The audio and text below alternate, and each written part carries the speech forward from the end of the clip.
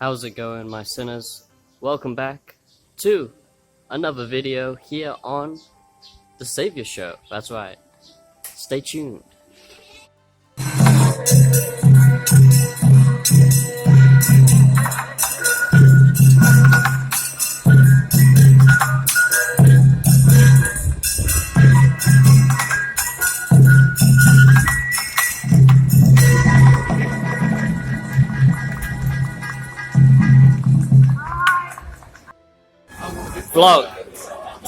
Vlog style.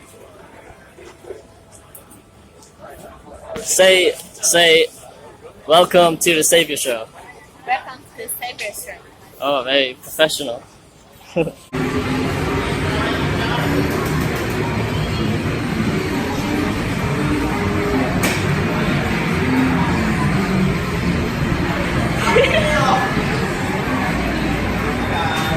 Oh! Here! One. Yes. Just one. I'm good. Good to a professional. And you, so really size, you can choose. 画像と加工の種類を決めてね。鶏皮だけのアニマル加工がおすすめだよ。So cute. Yes, okay. Finish. How was the first year? Huh? You've never this No. first time? This is all new. Really? Baby, I love you. So you can change the BPM. BPM. Ah, music. Yes.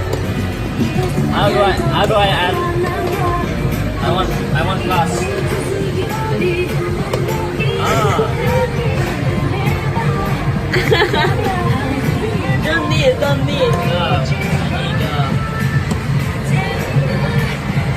I think that's 足フィルターを調整してね。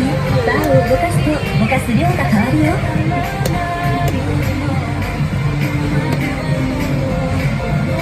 I don't think. Okay. トリミングの種類と切り取り範囲を決めてね。切り出し枠の角を引っ張ると大きさが変えられるよ。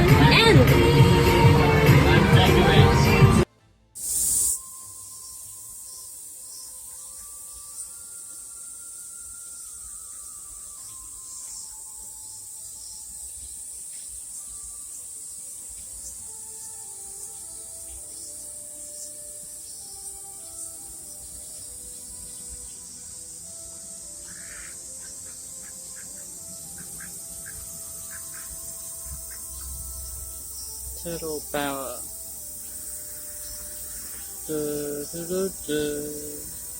Turtle power. Yeah. Look. They even have a mini, tiny shrine.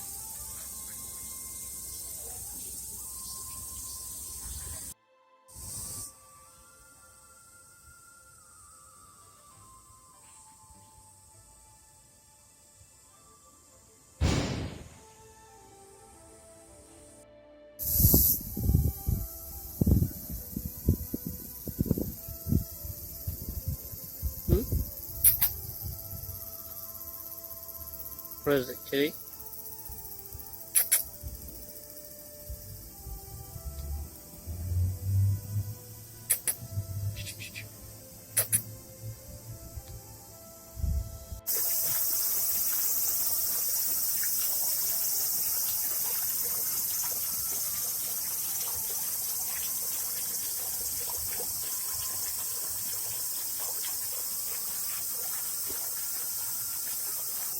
How's it going, my sinners? And welcome to a new video here on the Saviour Show. That's right. So, today, I'm just in a Japanese park. It's nice and quiet, so I thought I would record a video, and I wanted to talk about today something that I experienced when moving to Japan. So, if you don't know, I've been in Japan for 5 months now, yeah. And I originally lived in Yokohama, and then I moved to Fuchu, and now I live in the center of Tokyo. But I'm gonna talk about the gaijin traps, and basically the things you need to watch out for if you come to Japan. This might just be my experience, maybe I'm just so goddamn cute that, you know, I attract both males and females. Who knows? But I'm just giving you some lessons, and goddamn, I don't know if you can hear me because the crickets, the cicadas, are so goddamn loud. Anyway, yeah, so when I first came to Japan, I was exploring Yokohama City and just having, you know, a good, nice time by myself. This was before I even met anyone, before I met my Canadian friend or any of my girlfriends. So I was basically completely lost, because like the first 2 weeks when you move to Japan, you're gonna have like a big culture shock, and that lasts, it depends what kind of person you are. Some people don't get over it and they kind of get depressed and they can't, you know, get used to a different culture and they just go home.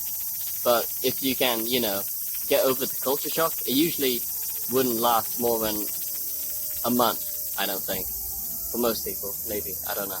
But anyway, so yeah, I was just walking around Yokohama, and this Japanese guy comes up to me, and I thought, oh, okay, great, I've got someone who, you know, the first, like, nice Japanese person who wants to talk to me, and his English wasn't that good, but he was just trying to make conversation. And he's like, so, this is your first time in Japan, Yokohama? It's like, so, what are you doing? And I was like, oh, okay, I'm teaching, I'm going to teach, even though I'm not teaching anymore. And maybe I can explain that, because that's another thing, okay? If you come to Japan, or any foreign country, okay, make sure you find out first what other people have been saying, because it's not lies, okay?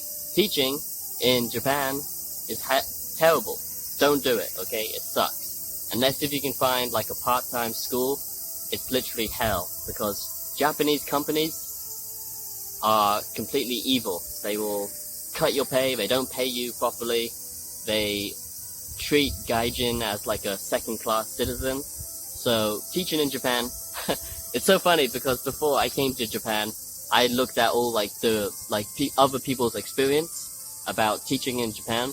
So I saw all these YouTube videos and people just like saying, oh, don't teach in Japan, Japan sucks, don't teach, and you know, it's terrible. And now I'm one of those YouTubers who's making the same video.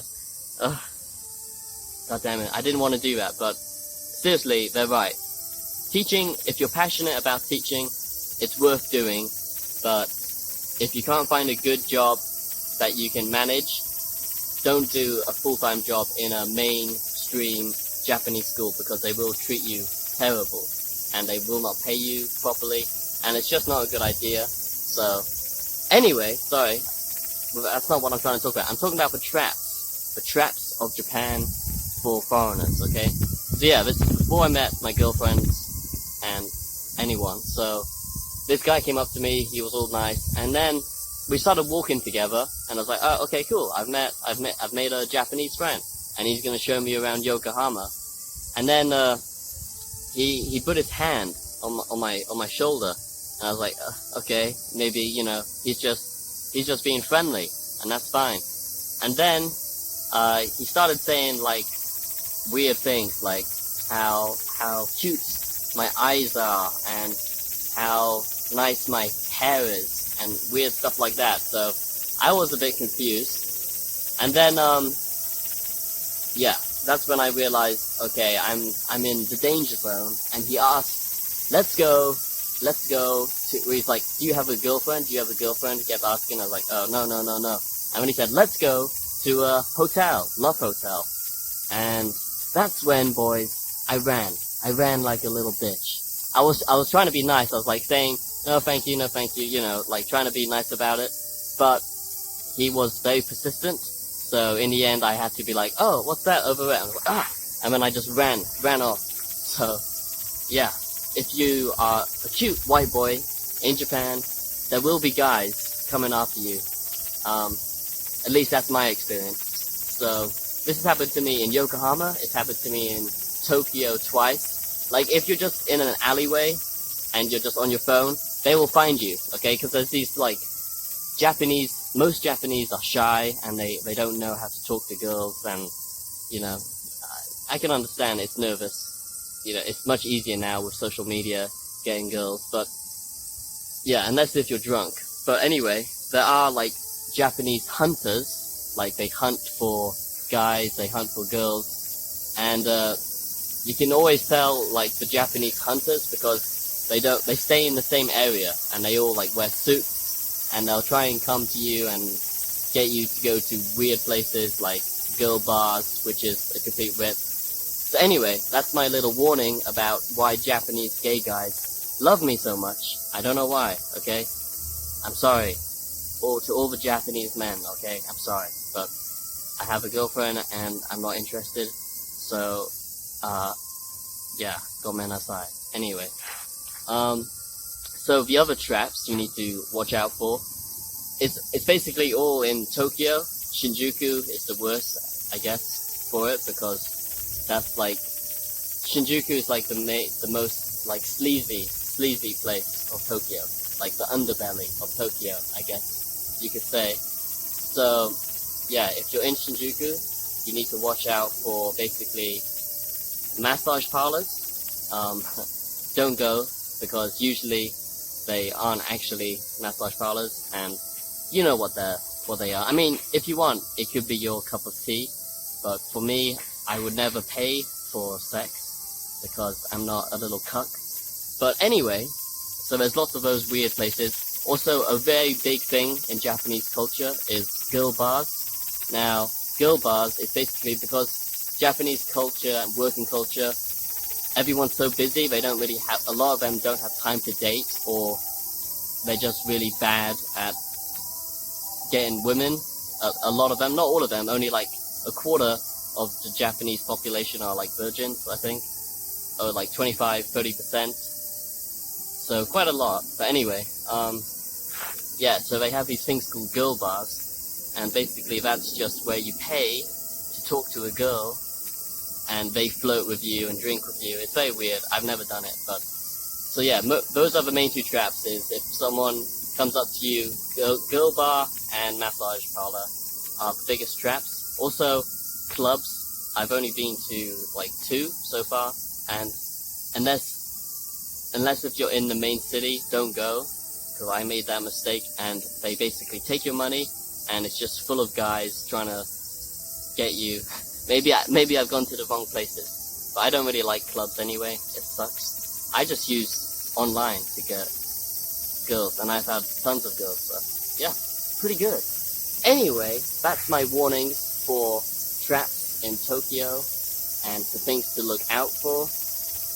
What else? Yeah, basically, if you see a group of guys standing together, they're usually trying to sell you something or get you to come to their establishment.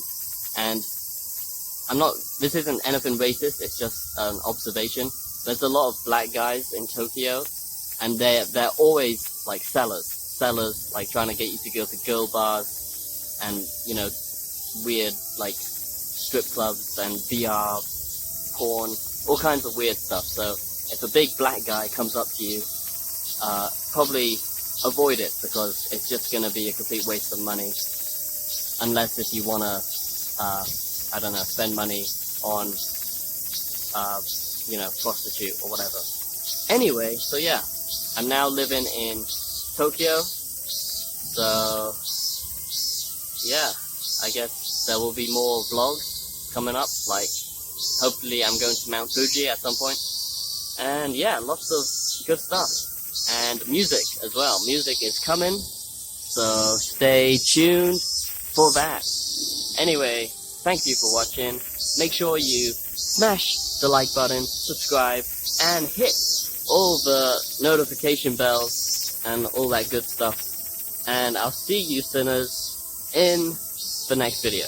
Okay, peace.